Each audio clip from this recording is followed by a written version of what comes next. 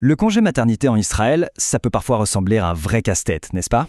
Mais pas de panique, on est là justement pour décortiquer tout ça ensemble. L'objectif, c'est qu'à la fin de cette analyse, tout soit parfaitement limpide. Alors concrètement, comment ça fonctionne? On va plonger ensemble dans les règles du Bitua Leumi, l'assurance nationale israélienne, pour que tout devienne simple et clair. C'est parti. Bon, on commence par le commencement, la base de tout. Qui exactement pour bénéficier de ces indemnités? C'est vraiment le point de départ incontournable.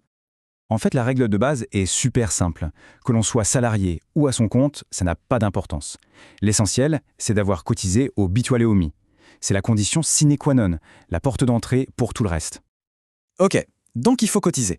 Mais la question qui vient tout de suite après, c'est pendant combien de temps? Et ça, c'est un point crucial, parce que la durée des cotisations ne va pas seulement déterminer si on a droit à une indemnité, mais aussi pendant combien de temps. Alors, regardons ça de plus près. Le système fonctionne avec deux grands cas de figure. Pour avoir droit au maximum, c'est-à-dire 15 semaines complètes, il faut avoir cotisé soit 10 mois sur les 14 derniers mois, soit 15 mois sur les 22 derniers.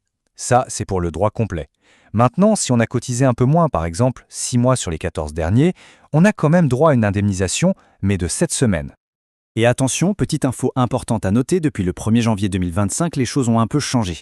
Avant cette date, la durée maximale était de 14 semaines, et bien maintenant, on est passé à 15 semaines. Une semaine de plus, ça peut paraître peu, mais ça fait une vraie différence. Bon, on a vu les conditions, la durée, passons maintenant à la question que tout le monde se pose. Combien est-ce qu'on reçoit? Comment ce montant est-il calculé? Alors le calcul en lui-même n'est pas si compliqué, c'est assez logique. D'abord, on prend les 3 derniers salaires bruts et on les additionne. Ensuite, on divise ce total par 90, ce qui nous donne le montant journalier. Et une fois qu'on a ce chiffre par jour, il suffit de le multiplier par le nombre de jours de congé auxquels on a droit, 105 ou 49, et voilà, on obtient le montant final.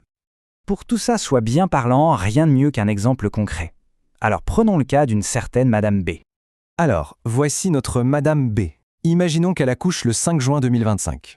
Elle est salariée depuis plus de 2 ans, donc elle a bien cotisé, aucun souci là-dessus.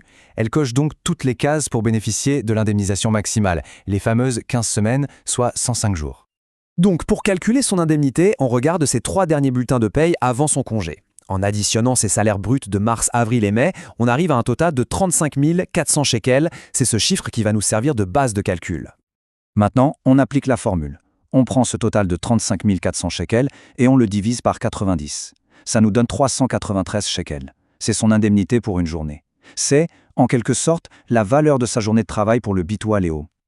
Et là, c'est la dernière étape, la plus simple. On prend ces 393 shekels par jour et on les multiplie par ces 105 jours de droit. Et le résultat final, c'est 41 265 shekels. C'est la somme totale que Madame B va recevoir.